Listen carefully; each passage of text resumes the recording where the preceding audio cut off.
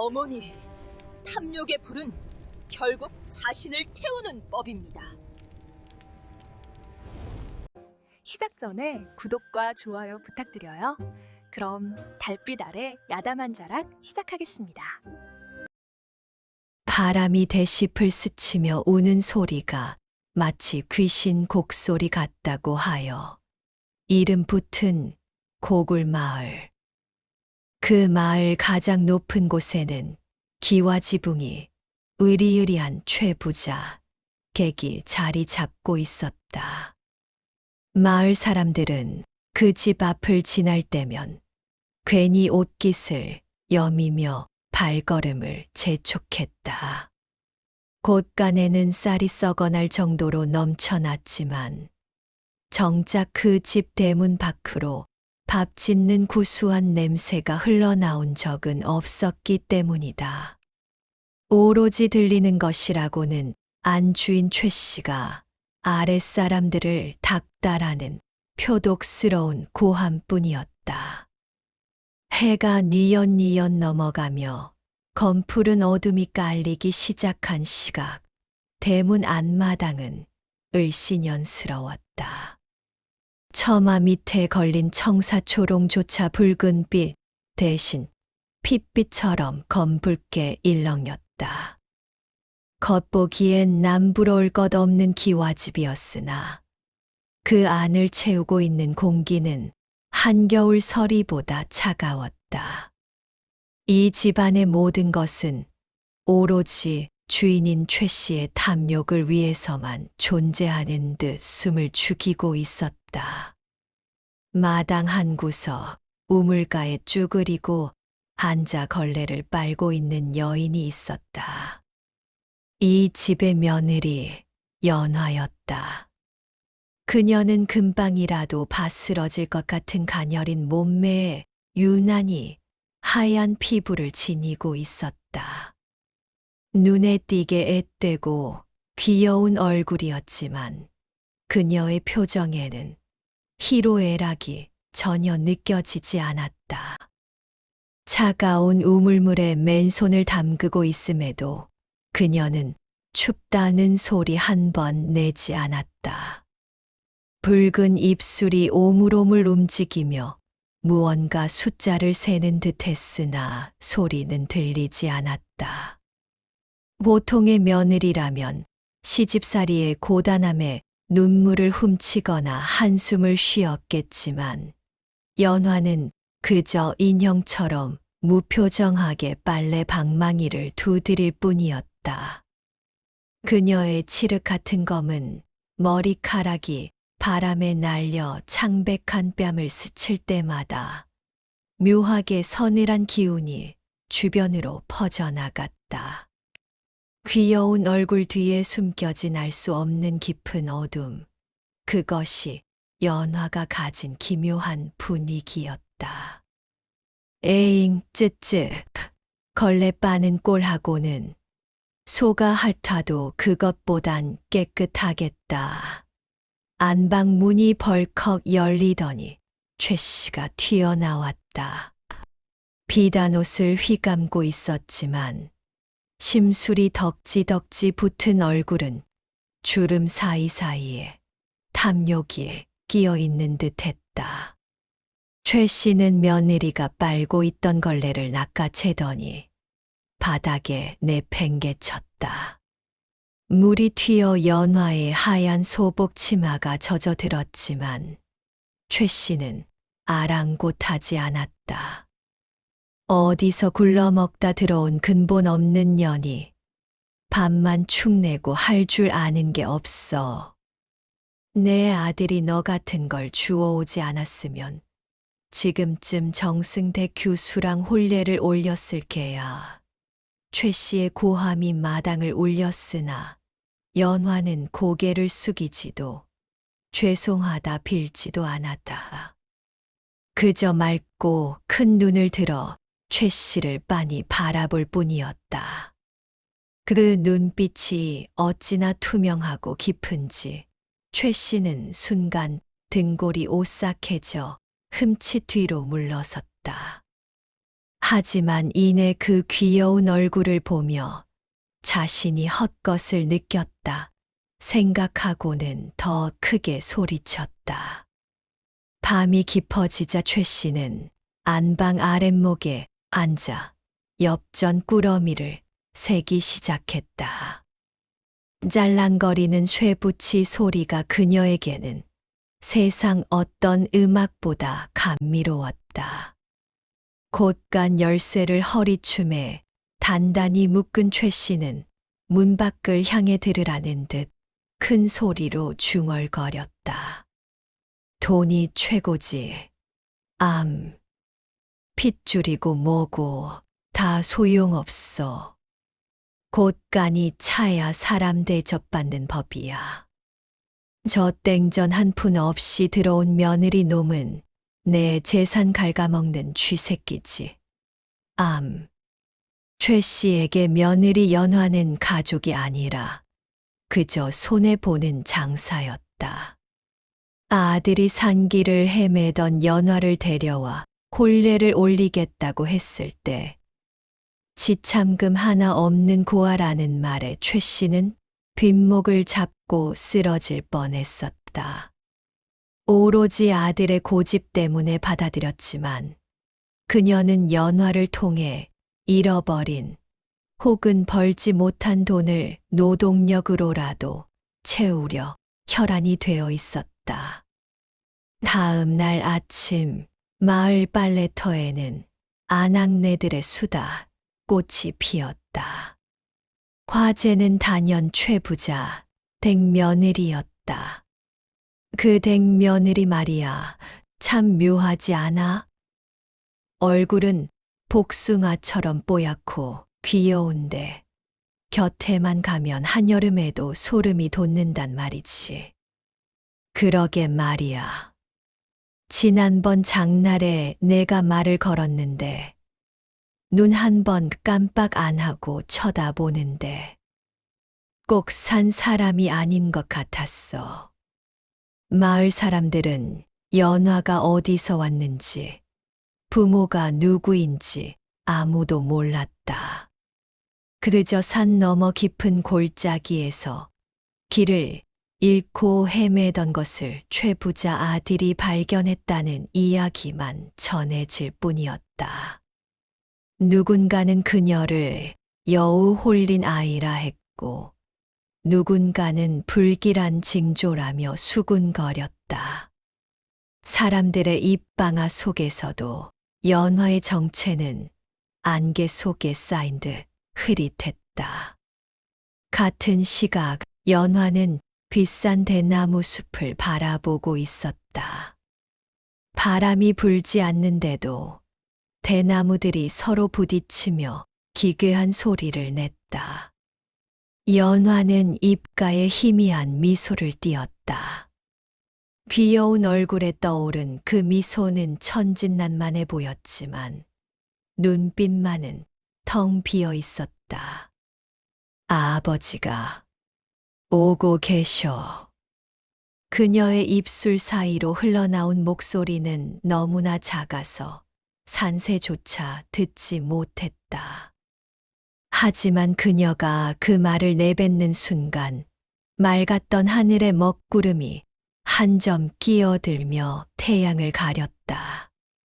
최 씨가 그토록 아끼는 재물들이 사실은 모래성보다 위태롭다는 것을 이 집안에서 오직 연화만이 알고 있었다. 며칠 뒤 최 씨는 연화에게 말도 안 되는 지시를 내렸다. 곳간에 쌓인 묵은 콩 10가마니를 하루 만에 다 골라내라는 것이었다. 썩은 콩과 성한 콩을 분류하는 작업은 장정 3시부터도 꼬박 하루가 걸릴 일이었다. 하지만 연화는 군말 없이 콩더미 앞에 앉았다. 그녀의 작고 하얀 손이 콩더미 속을 헤집었다. 보통 사람이라면 손끝이 갈라지고 피가 났을 테지만 연화의 손은 흠집 하나 없이 매끄러웠다. 그녀의 손이 닿을 때마다 썩은 콩들이 마치 스스로 피해가는 것처럼 순식간에 분류되었다. 밥 한 끼 제대로 먹지 못한 몸이었지만 그녀는 지친 기색조차 없었다. 그 모습은 성실하다기보다는 어딘가 기계적이고 비인간적으로 보였다. 점심시간 최 씨는 밥상을 차려놓고 고봉밥에 고깃국을 배불리 먹었다. 상 아래 바닥에는 깨진 바가지에 담긴 식은 보리밥 덩어리와 김치 꼬다리가 놓여 있었다. 연화의 몫이었다. 먹어라.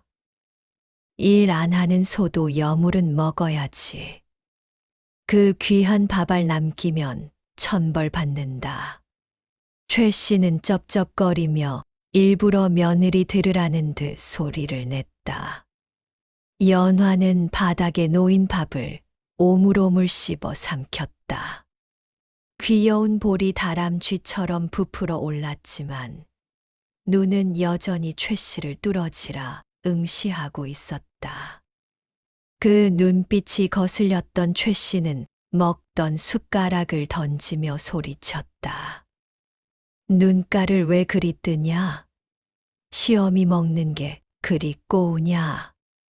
밤이 깊어 모두가 잠든 시각, 연화는 잠자리에 눕지 않고 방문을 열고 마루에 앉았다.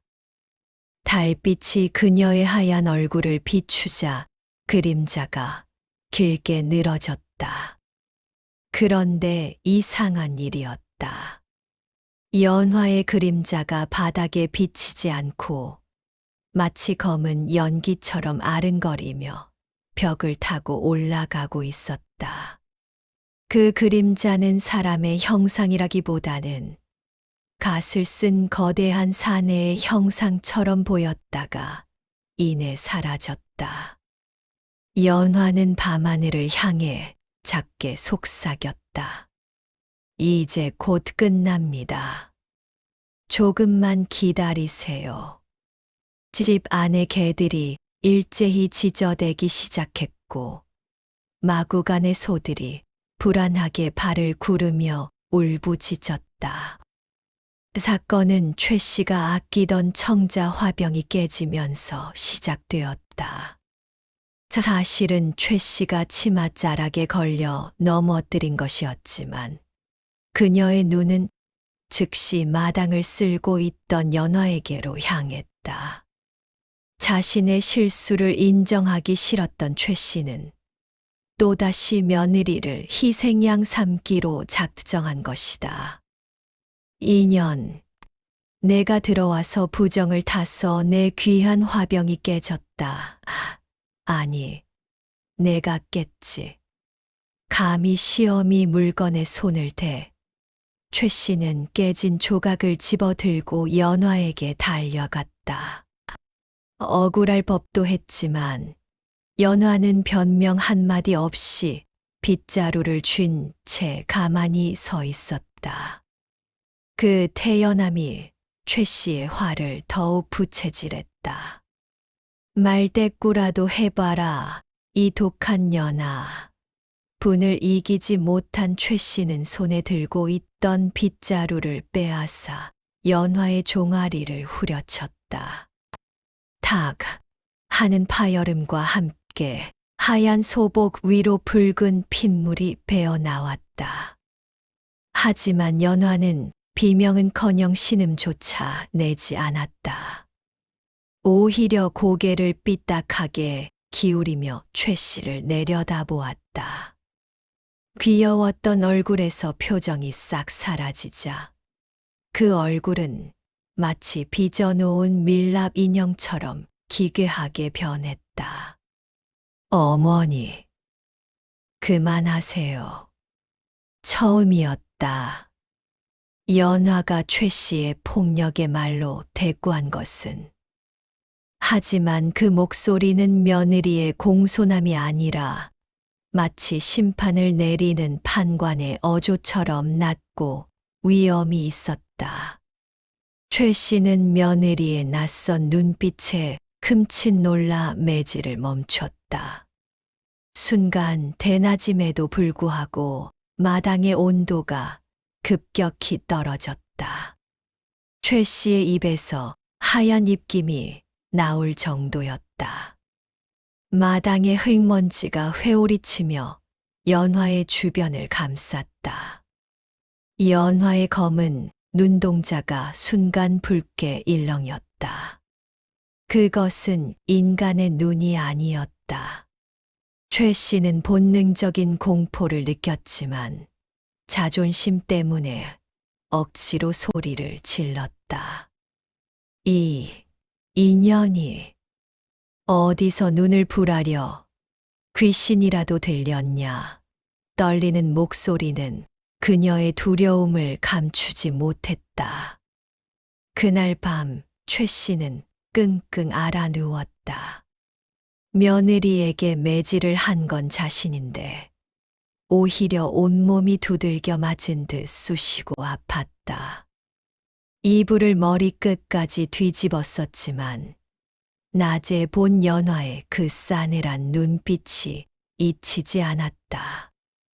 분명 사람이 아닌 것 같았어. 그 눈빛은 최 씨는 처음으로 며느리를 내쫓아야 할지 고민했다.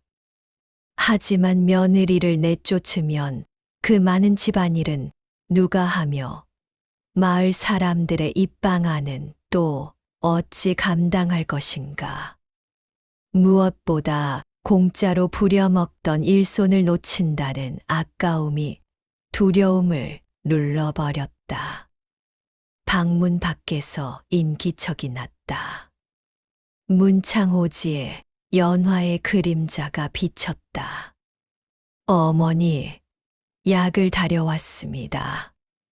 목소리는 다시 평소의 나긋나긋한 며느리로 돌아와 있었다. 최 씨가 문을 열자 연화가 김이 모락모락 나는 약사발을 들고 서 있었다. 앳된 얼굴에 띈 미소는 해맑았지만 약사발에서 나는 냄새는 한약 냄새가 아니라 비릿한 흙 냄새 같았다. 드세요. 그래야 기운을 차려서 저를 또 혼내시지요. 그 말은 효심처럼 들렸지만 뼈가 있는 농담 같기도 했다. 최 씨는 찜찜했지만 며느리가 감히 독을 탔으랴 싶어 사발을 단숨에 들이켰다. 약을 먹고 난 최 씨는 깊은 잠에 빠져들었다. 꿈속에서 그녀는 끝이 보이지 않는 검은 강가에 서 있었다. 강 건너편에는 갓을 쓴 검은 옷의 사내가 배를 저어 다가오고 있었다. 사내의 옆에는 하얀 소복을 입은 연화가 서서 최 씨를 향해 손을 흔들고 있었다. 오지 마라, 오지 마. 최 씨는 비명을 지르며 잠에서 깼다. 온몸이 식은땀으로 젖어 있었다. 밖에서는 새벽 닭이 울고 있었다. 단순한 악몽이라 치부하기엔 너무나 생생한 공포였다. 하지만 날이 밝고 다시 재물들을 보자 최 씨의 마음속 공포는 금세 욕심으로 덮여버렸다. 그녀는 자신의 운명이 이미 카운트다운에 들어갔음을 깨닫지 못했다. 다음 날 아침 최 씨는 마당을 쓸고 있는 연화에게 다가가 괜한 트집을 잡으려 했다. 그런데 연화가 먼저 입을 열었다. 어머니, 오늘 김 대감댁 잔치에 가지 마세요. 연화는 여전히 빗자루질을 멈추지 않은 채 무심하게 툭 던졌다. 귀여운 얼굴로 날씨 이야기하듯 하는 말투였다. 뭐라? 잔칫집에 가서 얻어먹을 게 얼마나 많은데 재수 없는 소리냐. 최 씨가 버럭 소리를 질렀지만 연화는 맑은 눈동자로 허공을 응시하며 속삭였다. 오늘 그곳에 손님이 오십니다. 초대받지 않은 손님이요. 그 손님이라는 단어가 주는 어감이 어찌나 서늘한지 최 씨는 순간 말문이 막혔다. 최 씨는 며느리의 말을 무시하고 김 대감댁 환갑잔치에 갔다. 기름진 고기와 떡을 실컷 먹고 있는데 갑자기 마당 한복판에서 억 하는 소리와 함께 김 대감이 쓰러졌다. 급체였다. 의원이 달려왔으나 이미 숨이 끊어진 뒤였다. 잔칫집은 순식간에 초상집으로 변해버렸다. 아수라장이 된 마당 구석에서 최 씨는 보았다. 대문 밖 느티나무 아래 검은 갓을 쓴 사내의 뒷모습이 어른거리는 것을, 그리고 그 사내가 사라진 자리에 하얀 나비 한 마리가 날아올라 하늘로 사라지는 것을. 최 씨는 먹던 떡이 목구멍에 걸려 캑캑거리며 주저앉았다. 집으로 돌아온 최 씨는 사색이 되어 연화를 찾았다. 연화는 우물가에서 아무 일 없었다는 듯 채소를 다듬고 있었다. 너 알고 있었지. 김 대감이 죽을 거라는 걸. 최 씨의 추궁에도 연화는 그저 싱긋 웃었다. 사람의 명은 하늘에 달린 것인데 제가 어찌 알겠습니까? 그저 냄새가 났을 뿐이지요. 냄새, 네, 흙냄새요. 무덤에 들어갈 흙냄새가 진동을 하더군요. 연화의 귀여운 미소와 섬뜩한 대사가 겹쳐지자 최 씨는 오금이 저려 자리에 주저앉고 말았다. 이 아이는 평범한 며느리가 아니었다. 그날 밤 연화는 모두 잠든 틈을 타 뒤뜰 장독대로 향했다. 달빛 아래 정화수 한 그릇을 떠놓고 그녀는 나지막이 누군가를 불렀다. 아버지, 이제 오실 때가 되지 않았나요? 허공에서 검은 연기가 피어오르더니 중후한 목소리가 울려 퍼졌다. 모습은 보이지 않았지만 그 압도적인 기운은 대지를 눌렀다. 연화야, 인간의 탐욕은 끝이 없고 그 업보는 스스로 쌓는 법이다. 내 명부가 붉게 물들고 있으니 곧 그 집 대문을 넘을 것이다. 연화는 허공을 향해 고개를 끄덕였다. 그녀의 눈에 맺힌 것은 그리움이었다. 저승의 왕인 아버지가 인간 세상에 내려온다는 것은 곧 심판을 의미했다. 최 씨는 잠이 오지 않아 물을 마시러 나왔다가 그 광경을 목격했다. 며느리가 허공에 대고 중얼거리는데 그 주변으로 파란 도깨비불 같은 것이 일렁이고 있었다. 희익, 최 씨가 입을 틀어 막았지만 연화는 이미 눈치채고 있었다. 그녀가 천천히 고개를 돌려 최 씨를 바라보았다. 달빛을 등진 연화의 그림자가 비정상적으로 길게 늘어나 최 씨의 발밑까지 닿았다. 그림자 속에서 수많은 손들이 뻗어 나와 최 씨의 발목을 잡는 듯한 착각이 들었다. 방으로 도망친 최 씨는 이불을 뒤집어 쓰고 벌벌 떨었다. 그때 방문 창호지의 검은 손바닥 자국이 탁 하고 찍혔다. 하나가 아니었다. 탁, 탁, 탁. 순식간에 수십 개의 검은 손자국이 방문을 뒤덮었다. 살려주세요. 내가 뭘 잘못했다고. 최 씨가 비명을 질렀지만 밖에서는 연화의 맑은 목소리만 들려왔다. 어머니, 바람이 찹니다. 문단속 잘하세요. 다음 날 아침 방문을 확인했을 때는 손자국 하나 없이 깨끗했다. 최 씨는 자신이 미쳐가는 것인지, 정말 귀신이 들린 것인지 분간할 수 없게 되었다. 그날 이후 최 씨의 식사 시간에는 기이한 일이 벌어졌다. 쌀밥을 한 숟가락 크게 떠서 입에 넣으려는데 하얀 쌀밥이 순식간에 꿈틀거리는 구더기 떼로 변해 보였다. 아, 이게 뭐야? 최 씨가 밥그릇을 집어 던지면 바닥에 쏟아진 건 다시 하얀 쌀밥이었다. 어머니, 왜 귀한 쌀을 버리세요? 연화가 다가와 바닥에 떨어진 밥알을 주워 먹었다. 그녀의 입에는 아무런 이상도 없었다. 최 씨가 다시 밥을 먹으려 하면 또다시 구더기로 보였다.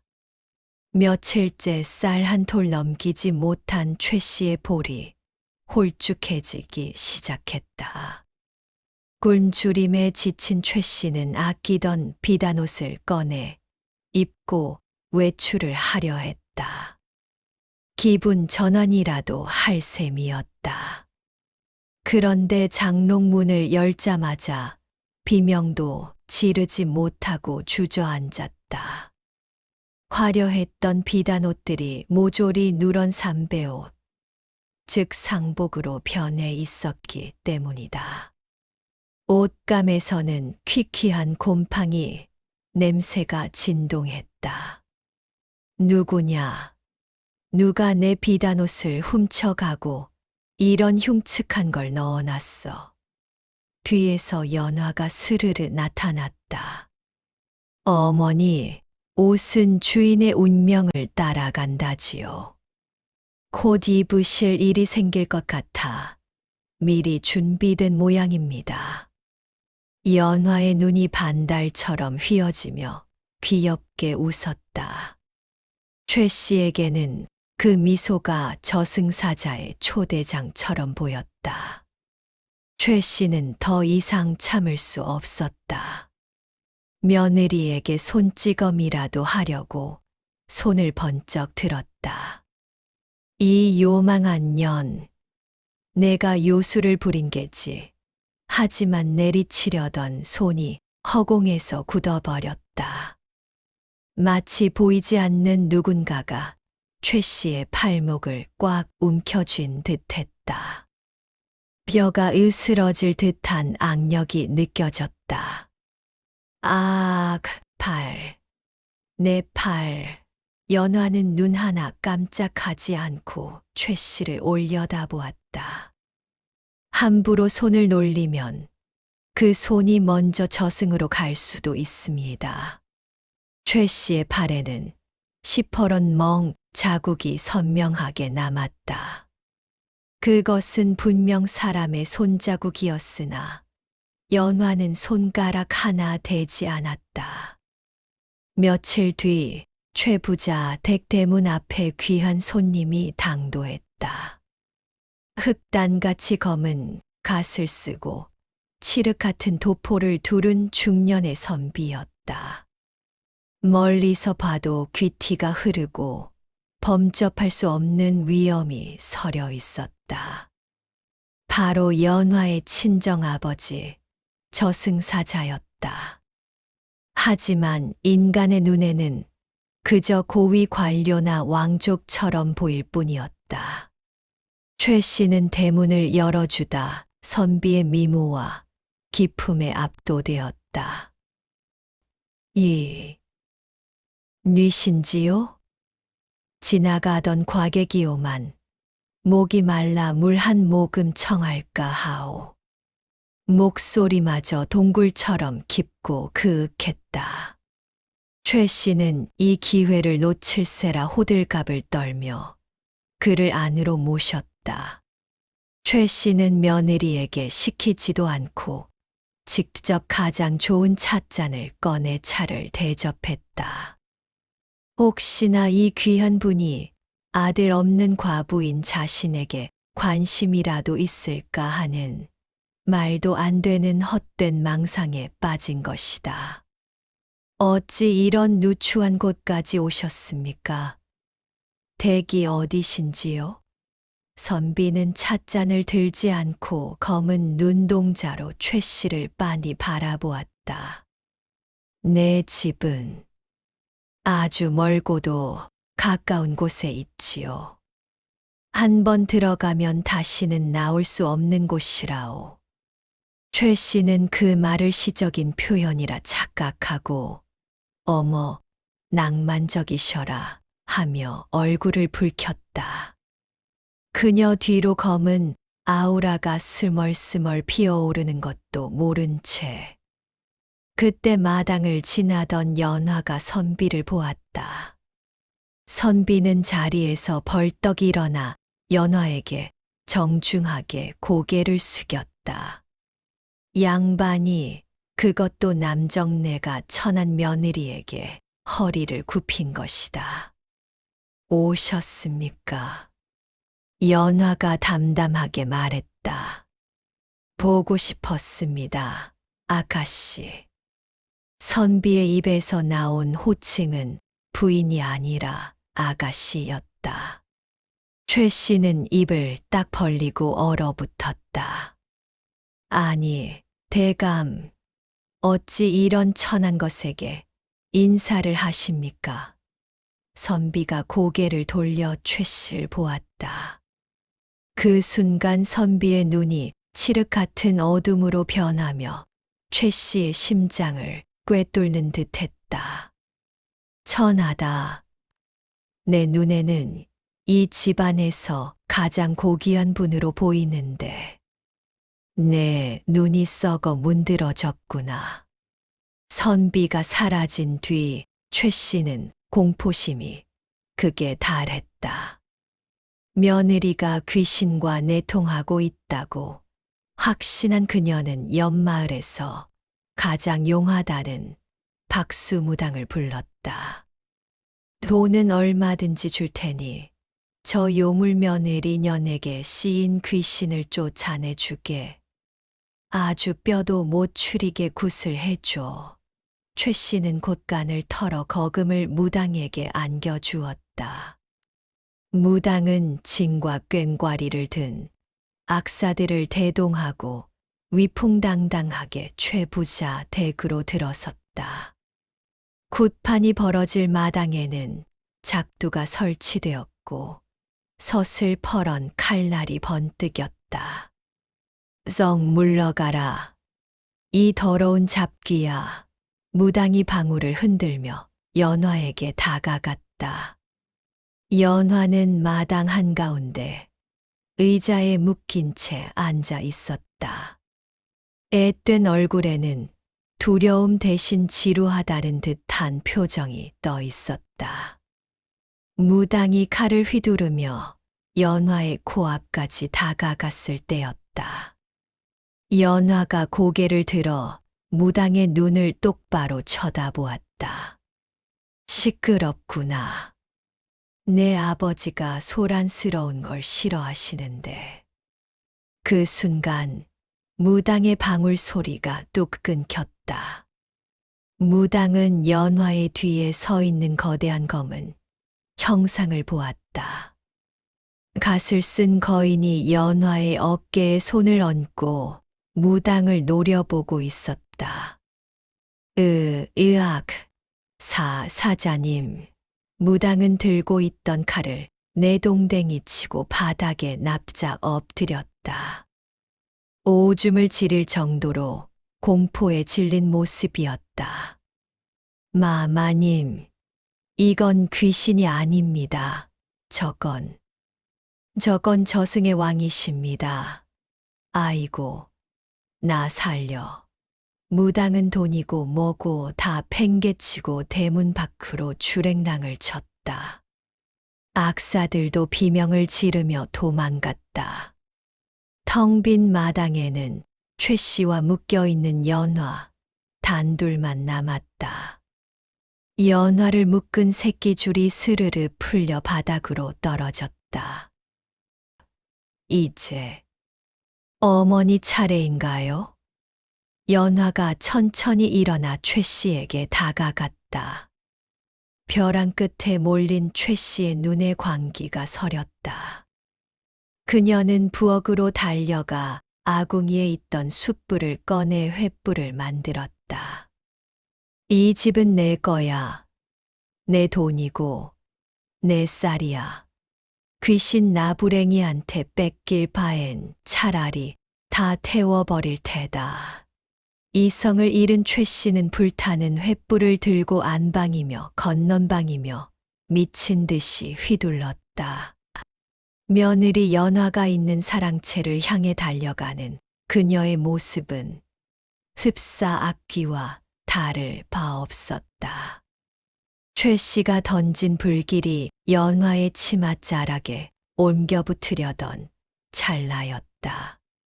화르륵 타오르던 붉은 불꽃이 갑자기 파랗게 변하더니 얼음처럼 차갑게 식어버렸다. 불은 연화를 태우는 대신 오히려 불을 지른 최 씨를 향해 역류하기 시작했다. 뜨거워, 아 뜨거. 실제로는 차가운 도깨비불이었으나 최 씨에게는 지옥의 업화처럼 느껴졌다. 파란 불꽃이 뱀처럼 최 씨의 몸을 휘감아 꼼짝 못하게 결박했다. 불길 속에서 연화가 걸어 나왔다. 그녀의 하얀 소복은 그름 하나 묻지 않고 깨끗했다. 어머니, 탐욕의 불은 결국 자신을 태우는 법입니다. 연화의 뒤로 거대한 그림자가 드리워졌다. 갓을 쓴 아버지, 저승사자가 드디어 완전한 모습을 드러낸 것이다. 최 씨는 공포에 질려 입만 뻐끔거릴 뿐 비명조차 지르지 못했다. 저승사자가 명부를 펼쳤다. 붉은 글씨로 최월선이라는 이름이 적혀 있었다. 최 씨야. 내 곳간은 곡식으로 가득 찼으나 내 영혼은 굶주려 비쩍 말랐구나. 며느리에게 밥 한 끼 제대로 주지 않고 따뜻한 말 한마디 건네지 않은 죄. 그 죄가 하늘에 닿았다. 저승사자의 목소리는 천둥 소리처럼 최 씨의 뇌리에 박혔다. 최 씨는 바닥에 머리를 찌으며 빌었다. 잘못했습니다. 한 번만 용서해 주십시오. 내 전 재산을 다 드리리다. 죽음 앞에서도 돈으로 해결하려는 그녀의 태도에 저승사자는 싸늘하게 비웃었다. 재산이라. 내가 모은 재산은 저승에서 한 줌의 재만도 못하다. 저승사자가 손을 휘젓자 최 씨가 평생을 바쳐 모은 엽전 꾸러미와 비단 옷들이 순식간에 낙엽으로 변해 바스러졌다. 안 돼. 내 돈, 내 보물들. 최 씨는 자신의 생명보다 돈이 사라지는 것에 더 큰 절규를 토해냈다. 그 모습이 참으로 추악하고도 애처로웠다. 연화가 최 씨의 앞에 쭈그리고 앉아 눈높이를 맞췄다. 어머니, 저는 아버지가 어머니께 보낸 마지막 기회였습니다. 춥고 배고픈 이를 거두어 따뜻하게 대했다면 어머니의 수명은 10년이 더 늘어났을 겁니다. 하지만 어머니는 그 기회를 발로 차버리셨지요. 연화의 귀여운 얼굴에는 일말의 동정심도 남아있지 않았다. 그것은 기회를 놓친 자에 대한 냉정한 통보였다. 이제 가자꾸나. 저승사자가 최 씨의 어깨에 손을 얹었다. 그 순간 최 씨의 몸에서 힘이 빠져나가며 툭 하고 쓰러졌다.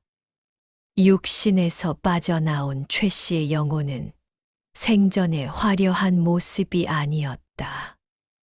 누더기를 걸친 비쩍 마른 노파의 형상, 그것이 그녀의 진짜 모습이었다. 최 씨의 영혼은 자신의 화려한 시신을 바라보며 울부짖었지만 아무런 소리도 나지 않았다. 검은 쇠사슬이 그녀의 목을 감았다. 연화야, 고생했다. 인간 세상의 탁한 공기를 마시느라 욕봤어. 아버지가 딸의 머리를 쓰다듬었다. 연화는 비로소 환하게 웃었다. 아니에요, 아버지. 인간의 욕심이란 것이 얼마나 무서운지, 또 얼마나 허망한지 배웠습니다. 두 부녀는 최 씨의 영혼을 끌고 대문 밖으로 나갔다. 그들의 뒤로 으리으리했던 최 부자, 댁이 어둠 속으로 잠겨들었다. 다음 날 아침 하인들이 안방 문을 열었을 때 최 씨는 싸늘한 주검으로 발견되었다. 눈을 부릅뜨고 무언가를 잡으려는 듯 손을 뻗은 채 굳어 있었다. 하지만 이상하게도 며느리 연화의 모습은 온데간데 없었다. 옷까지 하나 남기지 않고 연기처럼 사라진 것이다. 최 씨의 장례는 치러졌지만 상여가 나가는 길에 갑자기 비가 억수같이 쏟아져 관이 흙탕물에 뒹구는 변고가 생겼다. 사람들은 저승사자 며느리를 구박하더니 천벌을 받았다며 수군거렸다. 최 씨가 죽고 나자 그 많던 재산은 친척들이 개떼처럼 몰려들어 다 뜯어가 버렸다. 결국 최 부자 댁은 흉가가 되어 잡초만 무성해졌다. 세월이 흐른 뒤 폐허가 된 최 부자 댁터에는 이름 모를 하얀 꽃 한 송이가 피어났다. 그 꽃은 연화의 얼굴처럼 희고 깨끗했다. 마을 사람들은 그 꽃을 며느리꽃이라 부르며 지나갈 때마다 마음을 정갈이 했다고 한다. 욕심을 부리면 그 꽃이 밤마다 흐느껴 운다는 소문이 돌았기 때문이다. 깊은 산속 안개가 자욱한 길을 걸어가는 두 사람의 뒷모습이 보인다. 검은 도포 자락을 휘날리는 아버지와 그 옆에서 총총거리는 하얀 소복의 딸. 아버지, 다음에는 어떤 집에 가볼까요? 글쎄다. 착한 사람이 사는 집에 가서 복을 주고 오면 좋겠구나.